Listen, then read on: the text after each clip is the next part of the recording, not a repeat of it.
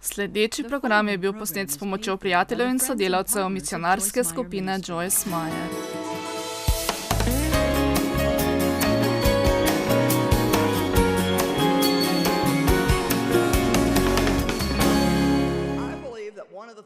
Verjamem, da je eden izmed najtežjih problemov za ljudi, kako ne obsojati teh, ki jih opominjajo. Ob tem problemu se hočem ustaviti, kajti to je edini način, da lahko začnemo rasti. Naj vas nekaj vprašam, a imate otroke? Koliko izmed vas ima otroke? Prav, a ste jih morali kdaj opominjati?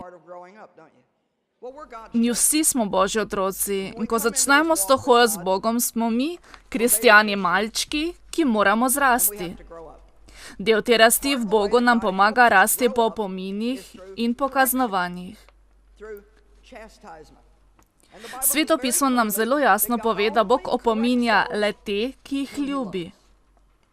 Mi opominjamo svoje otroke, ker jih ljubimo. Če po resnici povemo, bi najraje stali ob strani. Kdo pa bi rad kaznoval svoje otroke in jih ves teden držal v hiši, ko se počutiš samo bedno? Vendar pa to storite, ker jih ljubite. Mi sicer ne maramo odzeti nekih stvari svojim otrokom, ker vemo, da jih bo to čustveno prizadelo. Vendar pa to storimo, ker jih ljubimo. In Bog nas opozarja, ker nas ljubi. Vendar, ko nas Bog poskuša opozoriti in če je naš odgovor obsodba, potem ne moremo prejeti tega, kar Bog poskuša napraviti in moramo iti okrog te gore še enkrat. Duhovno zrela osebnost je lahko hvaležna, ko ji Bog pokaže nekaj, kar je narobe v njihovem življenju ali drži in bodo zelo hitri v obžalovanju. In hvaležni Bogu, da dovolj skrbi za njih in jim je odporoči. Ni nobene potrebe. Če veste, kdo ste v Kristusu, če razumete pravičnost po Kristusovi krvi, če se zavedate, da ste zelo ljubljeni, Božji otrok in ste postali pravični v Bogu po Jezusovi krvi. On vas vidi opravičene in vas napravi pravične, kakor ne bi nikoli grešili.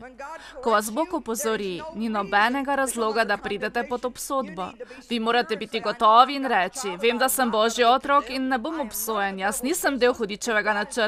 Če me Bog opozarja glede tega, bom to sprejel, rasel bo in bom to premagal. Glede tega ne bom imel negativne drže. Ko sem začela hoditi z Bogom, sem šla na predavanje podobno temu. Nato smo imeli en teden srečanje s 3 ali 4 predavanji na dan. Jaz sem šla tja in sedela na vseh teh predavanjih in veste, karkoli sem slišala, mi je prišlo prav. O čemerkoli so govorili, sem imela s tem težavo. Ni bilo pomembno, kaj je. Če je bilo vprašanje razuma, moj je bil zmeden. Če je bilo vprašanje jezika, moj je bil katastrofa. Če je bila sebičnost, tam sem bila jaz. Če je bila zagrenjenost, sem bila to jaz. Vendar vsakeč, ko sem šla domov, sem bila bolj in bolj obsojena. Pa še ena nova stvar, ki jo moram spremeniti, še nekaj, kar je narobe z mano. No, predvsem še nisem imela razumevanja, da sama ne morem nič spremeniti, kajti vse, kar Bog hoče, da storim je, da se strinjam z njim in rečem, ti imaš prav, Bog, jaz imam problem. In žal mi je za vse, ter želim, da me ti spremeniš. Odpusti mi, Bog, in me spremeni. Delaj na meni in nikoli me ne pusti same, dokler ne bom to, kar ti želiš, da sem.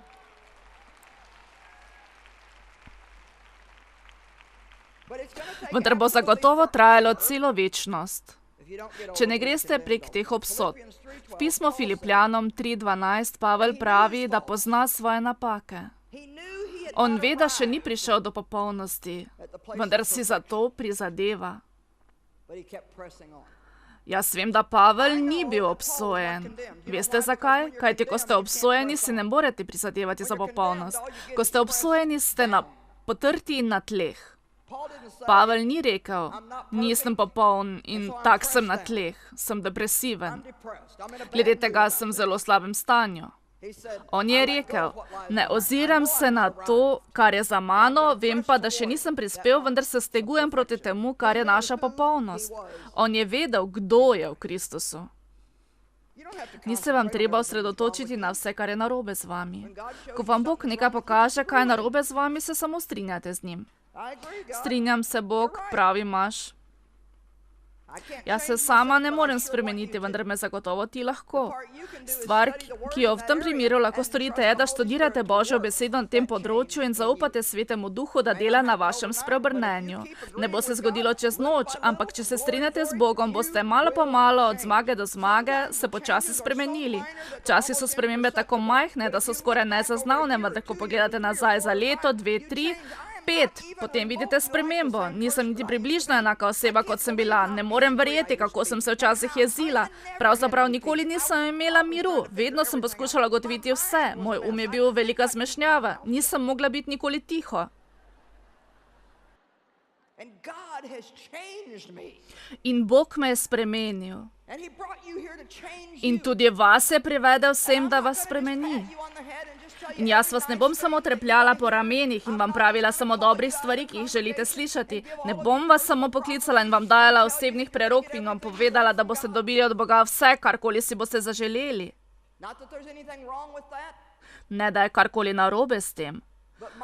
Vendar moje delo v Kristusovem telesu je pomoč ljudem pri duhovni rasti, da bi lahko imeli to, za kar je Jezus umrl. Ena stvar je biti dedič, pridružen dedič po Kristusu, druga stvar pa je podedovati.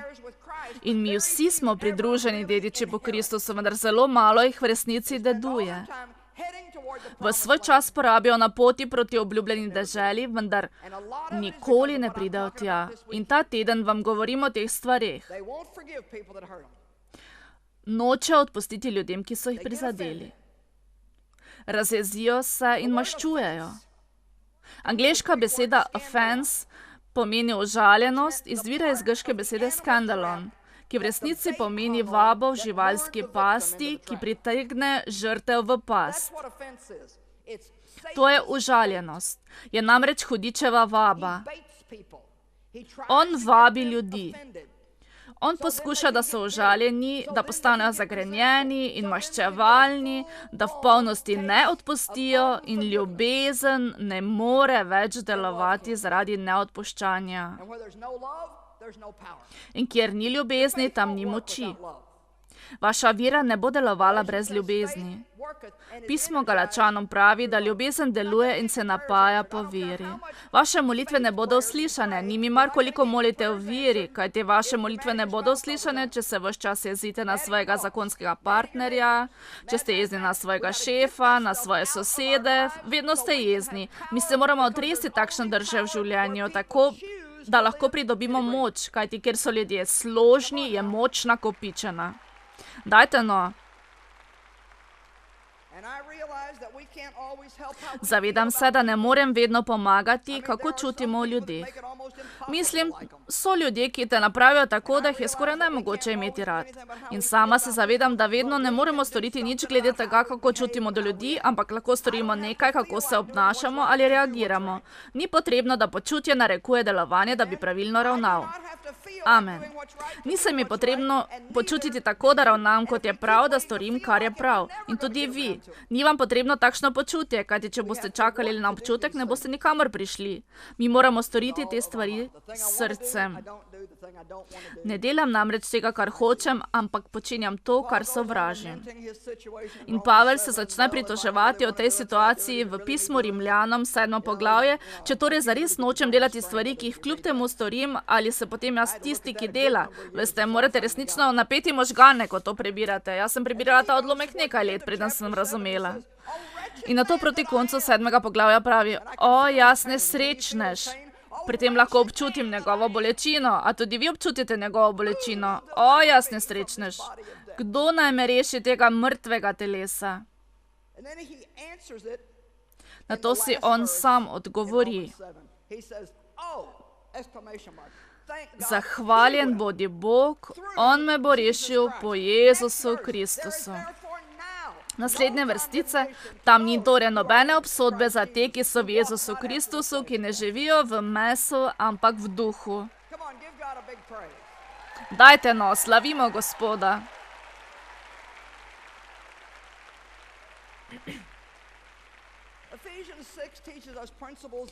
Pismo Efežanom nas uči osnove duhovnega bojevanja. Efežanom 6:11-18. Nadenite si celotno božjo bojno opremo, torej govori o posameznih delih bojne opreme. Če hočete poraziti sovražnika, če hočete zaustaviti vse njegove ognjene puščice, si nadenite pas pravičnosti.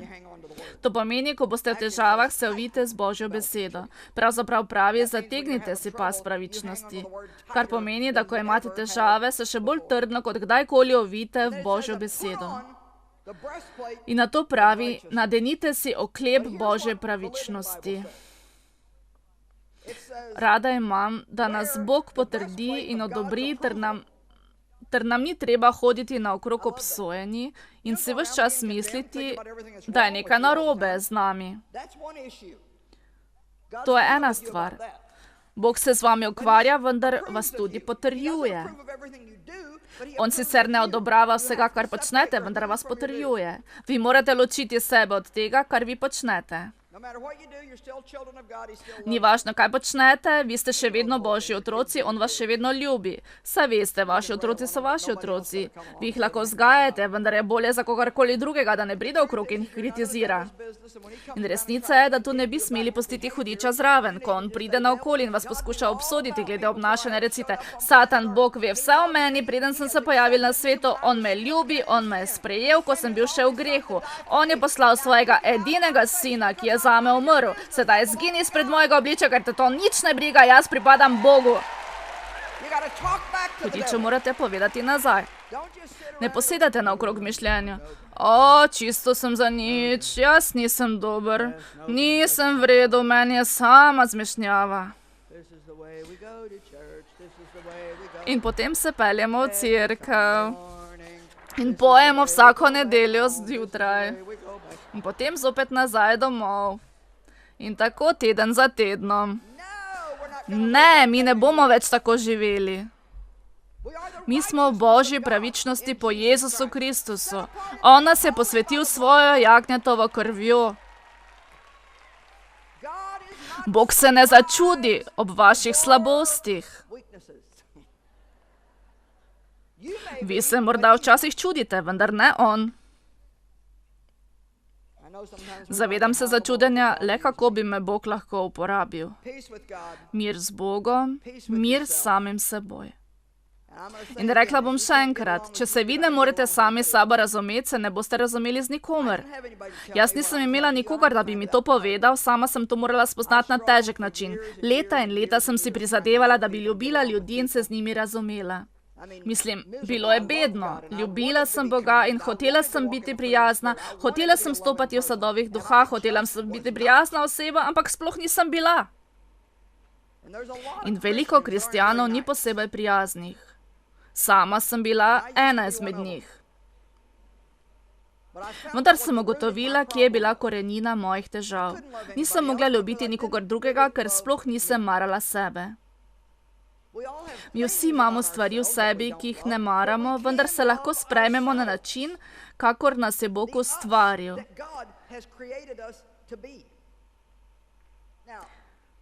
In edini način, da se lahko razumemo z drugimi, je... Sedaj hočem, da me poslušate. Edini način, da se bomo kdajkoli razumeli z ljudmi, je, da dopustimo vsakemu posamezniku pravico, da je to, kar je. In to je nekaj drugega, kot ste vi sami. To vam pravim, ker je tako zelo, zelo pomembno. Rada imam to, kar pravi apostol Pavel. Neodvisen od vseh, sem vendar služabnik vseh, vsem vse, da bi jih čim več pridobil. In mi namesto, da bi bili uslužni vsem ljudem, samo poskušamo spreminjati vse ljudi, da bi bili mi priljubljeni in da bi nas oni imeli radi. Bog je lončar in ne mi. Vi verjetno imate kakšnega bližnjega sorodnika, ki ste ga poskušali preoblikovati in prenoviti v nekaj, kar bi vi hoteli, da bi bil. Morate iti domov in jih vzeti iz lončarskega kolesa, kajti tam so že zelo dolgo in so vas siti. In če že hočete, če boste vztrajali, vas sploh ne bodo imeli več radi. Sploh ne. Ljudje so Božje stvarstvo, ustvarjeni za svobodo, za izražanje te svobode. Tu pa je na delu tista igra o ponosu, kajti zaradi nečesa mi vsi mislimo, da smo mi tisti, ki imajo prav. In vsakdo, ki ne misli kot mi, ki ne dela kakor mi, nima rad tega kot mi, noče tega kot mi, ga imamo za malo čudnega. Mi vsi potrebujemo pravi način, da se razumemo z ljudmi. Vsi. In dokler se ne naučimo spoštovati vseh ljudi, ne bo edinosti. In ta se začne v našem srcu. Začenja se v našem osebnem mišljenju, kako mislimo o drugih ljudeh. Nikar si ne domišljate, da boste lepo ravnali z ljudmi, če boste o njih slabo mislili. Ne samo, da začnemo nadzorovati svoje obnašanje, ampak moramo začeti nadzorovati tudi svoje misli. Kaj mislimo o ljudeh? Gledati moramo tisto minuto, ko se znajdemo z nekom, ki ne dela na način kot jaz in mi gre na živce, in si takoj začnem misliti, kaj je narobe s tabo? Jaz si včasih celo na glas rečem, nehaj, Joyce, samo končaj s tem, spremeni držo, sebi morate govoriti. Veste, da sem zelo enostavna osebnost, povejte mi samo tisto, kar moram vedeti in nič več. Ne maram vseh podrobnosti, zato imam vas, pojdite in poskrbite zanje. Vendar so nekateri ljudje, ki tega ne zmorejo in vam mora povedati vsako podrobnost. Naučila sem se, da oni niti ne vedo, kako se pogovarjati, ne da bi vam vse povedali, in to je odličen način, kako se lahko naučite potrpežljivosti.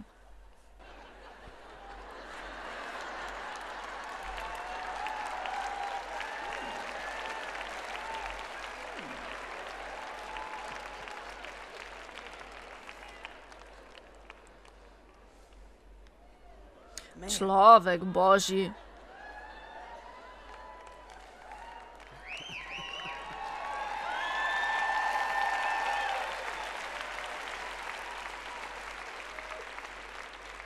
Mi vsi imamo pravico do lastnega mišljenja, ne da bi kdo vplival ali pritiskal na nas.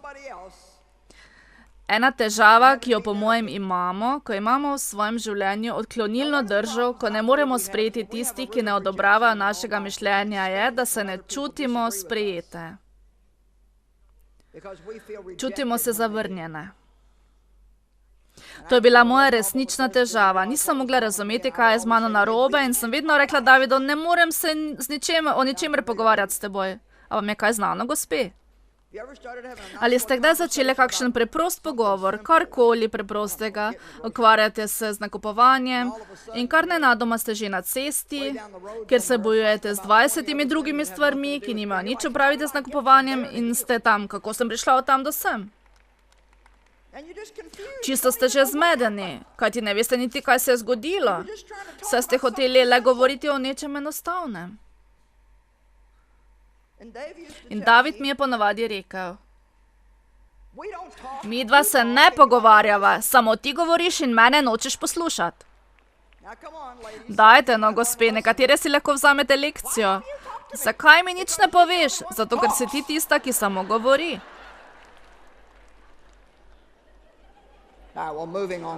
Prav, pustimo to. Vidite, poskušam, da bi razumeli, kako vpliva na uspeh, če gojimo mir, skupnost in spoštovanje v naših domovih. Vpliva namreč na napredovanje v življenju, na vaš blagoslov, na maziljenje v vašem življenju. Da začnemo živeti življenje, ki ga Bog hoče, da ga živimo, se ne uresniči z množino religioznih pobožnosti, ampak se uresniči, ko ga uporabimo v vsakdanjem življenju doma, za zaprtimi vrati, v trgovini, na tržnici, v službi, v šoli.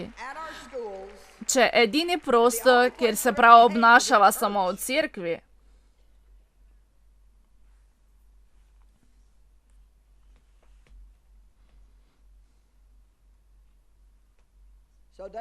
Tako sva z Davidom imela takšne debate in sem postala tako zmedena, da nisem razumela. In David bi rekel, v resnici sploh nočeš mojega mišljenja, ampak samo hočeš, da bi se s teboj strinjal. In če se on ni strinjal z mano, sem govorila, samo da bi spremenila njegovo mnenje. In on mi je rekel, pravico imam do svojega mnenja. In sem si mislila, seveda imaš. In potem je on bil na tem, vendar zakaj ga potem skuša spremeniti? Naj skrajšam zgodbo. Bog mi je razodel in rekel, ko se David ne strinja s tabo, se ti počutiš zavrženo. Moraš razumeti, da če se on ne strinja s tabo, to še ne pomeni, da te on ne sprejema. Vidite, to je še en trenutek, ko zmešamo naš jaz in naša dejanja. Da bi me ljudje ljubili, ni potrebno, da se želijo vsega, kar jaz sama hočem. Da mislijo tako kot jaz, v vsem, ali da so jim všeč enake stvari kot meni. David me ljubi. Vendar ljudje potrebujejo svobodo, da so to, kdor so. In samo zato, če se ne strinjajo z vami, še ne pomeni, da vas ne ljubijo. To samo pomeni, da se ne strinjajo z vašim mnenjem. Vendar vi ste veliko več, kakor le vaše mnenje. Vaše mnenje je samo tisto, kar vi mislite. In kdo ve, če je to pravilno?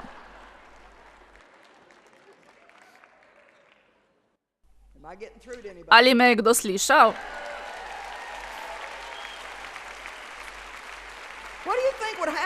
Kaj mislite, bi se zgodilo pri vas doma naslednjič, ko se vaš mož ali žena ne strinja z vami o nečem in namesto, da se začnete prepirati, rečete, dobro, to spoštujem, imaš pravico do svojega mnenja. Pri tem bi vsako medlel in se potem zbudi. Naj vam povem 8 stvari, ki vam bodo pomagale pri ohranjanju odnosov. Prvič, bodite prijazni in spoštujte druge, tudi če se ne strinjate z njimi. Ko ima nekdo drugačno mnenje od vašega, ne recite, kaj? Kako ima kdo lahko rad kaj takšnega? Raje recite, no, jaz spoštujem pravico do tvojega lastnega mnenja, vendar jaz ne čutim tako. Vendar pa spoštujem tvojo pravico, da čutiš tako, kakor čutiš. Sama verjamem, da če ohranjamo mir v teh situacijah, potem lahko Bog pride in deluje. Pustite Bogu, da je Bog. Drugič, nepristransko poslušate, ko ima nekdo drugačno mnenje od vašega, mu ne zaprite ust in trmasto odvračate nepristransko presojanje, če bi mogoče drugi imel prav in ste vi v zmoti. To je boleče, vendar pomaga. Bodite pripravljeni, da boste molili za to, kar izrečete. Sveto pismo pravi, da modrost daje prednost razumu. Molite in premišljujte o tem, kar rečejo. Četrtič, ne bodite preobčutljivi ali da bi se hitro razjezili in bili užaljeni. Ne bodite tako nesamozavestna oseba, da morate prejeti 50 poklonov na dan ali pa se razletite na 1000 koščkov. Petič, iščite tista področja, kjer se lahko strinjate, namesto da se prepirate o čemer se ne strinjate. Vi lahko ohranite zakonsko zvezo, če boste našli eno ali dve stvari, s katerima pohvalite drugo osebo, namesto da bi godrnjali in se pritoževali o 10 drugih stvareh. Dobro, slavljen bodi Bog, ampak meni nihče ne pohvali. V redu, potem začnete vi prvi. Poglejte na stvari, ki so na ljudeh dobre. Poglejte jih, meso jih ne zaznava, vi morate to storiti zavestno, v duhu. In pri tem raziskovanju ne najdete samo negativnih stvari. Zahvaljujte se, da ste našli eno in če v resnici ni spodbudna, potem zaprite svoje usta in najdete drugo, vendar pa ne začnite z novo vrsto težav. Šestič. Zelo pozorni bodite na barvo glasu in govorico telesa, kakor tudi na izbiro besed. Naprimer, da pojasnim stvar o barvi glasu. Moj oče je bil zelo trd in osoren. Bil je hudoben, prostaški in karkoli je izrekel, je zvenelo prostaško in hudobno. Kar je izrekel, je zvenelo ostro, osorno, surovo in odbijajoče. Nažalost, ker sem poslušala takšen govor leta in leta, ko sem odraščala, sem tudi sama postala takšna. Hrepenela in beračila sem za prijaznostjo, za dobroto in nežnostjo. In to je to, za kar si moram prizadevati v svojem življenju, ker sem zelo podobna.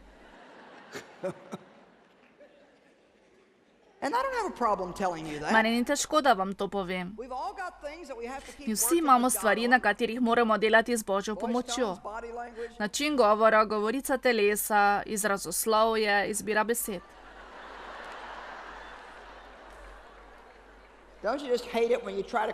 Ali vas ne razjezi, ko poskušate grajati svojega najstnega in nekakor vleče se kot megla in zgleda, kot da ima prepih v možganih.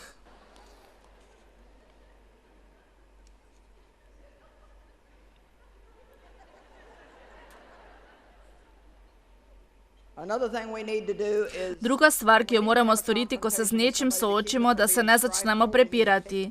Izbrati moramo pravi trenutek. Ne začnite soočenja s nekom, ko je ta resnično utrujen, napol bolan, ter je imel za seboj težek delovni dan. Molite in prosite Boga, da vam pokaže pravi čas. Nikar se ne vržite v okoliščine, ne da bi poprej molili, kajti v tem primeru bo nekoliko bolj težko. To je en način, da se izognete prepiru v svojem življenju. Molite in si vzemite čas. Prosite Boga, da ga posveti in da odpre vrata. In končna stvar, če se hočemo razumeti z ljudmi, ne smemo biti sebični, kajti ne vrti se vse okrog mene, ne zadeva samo vas, zadeva vse nas, celotno telo skupaj. Bog nas vse enako ljubi, moč edinosti je čudovita stvar. Ko darujem misionarski skupini Joyce Meyer, čutim, da sem blagoslov za druge, ker ko ti daruješ njim, se oni razdajo za druge. Nekdo mora plačati, da se oddaje posname, predvajajo, da se lahko natisnejo knjige, ki jih beremo in se toliko iz njih naučimo. Če ti daruješ njim, v resnici daruješ vsem, mnogim ljudem po vsem svetu. Biti partner misionarske skupine Joyce Meyer je zame priložnost povrniti za dobroto. Ti si tu. Predvajana oddaja je bila plačana s strani prijateljev in sodelavcev misionarske skupine Joyce Meyer.